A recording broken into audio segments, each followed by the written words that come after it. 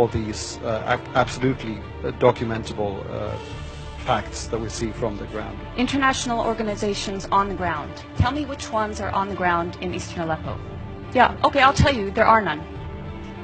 There are none.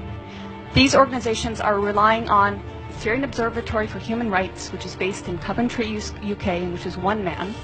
They're relying on compromised groups like the White Helmets, which, let's talk about the White Helmets. The White Helmets were founded in 2013 by a British ex-military officer. They have been funded to the tune of $100 million by the US, UK, and Europe and other states. They purport to be rescuing civilians in eastern Aleppo and Idlib, yet no one in eastern Aleppo has heard of them.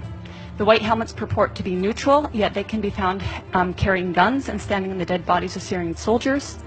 And their video footage actually contains children that have been recycled in different reports. So you can find a girl named Aya who turns up in a report in month, say, August, and she turns up in the next month in 2 different locations. So they are not credible. The SOHR is not credible. Unnamed activists are not credible. Your sources on the ground, you don't have them. The agenda of some corporate media, it is the agenda of regime change. How can the New York Times, I was reading it this morning, or how can Democracy Now!, which I was reading the other day, maintain until this day that this is a civil war in Syria?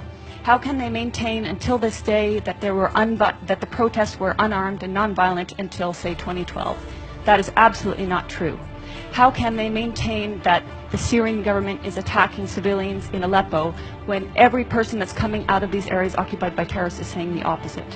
While the Syrians and while the Russians adhered to the tenets of the ceasefire, but the American-led coalition itself violated the ceasefire by targeting Syrian army positions in Deir ez-Zor, killing at least 83 Syrian soldiers in a prolonged attack that lasted nearly 1 hour and which enabled ISIS to overtake that position.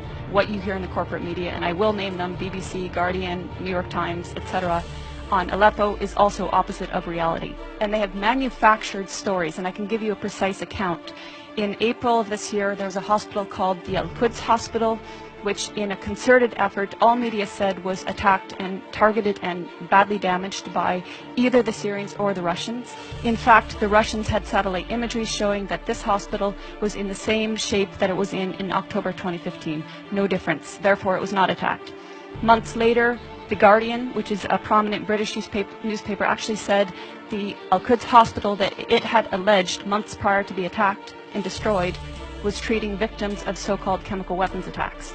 So even the media that is lying is inconsistent in their lies. And hopefully, above all, the US will stop supporting terrorism and stop funding terrorism.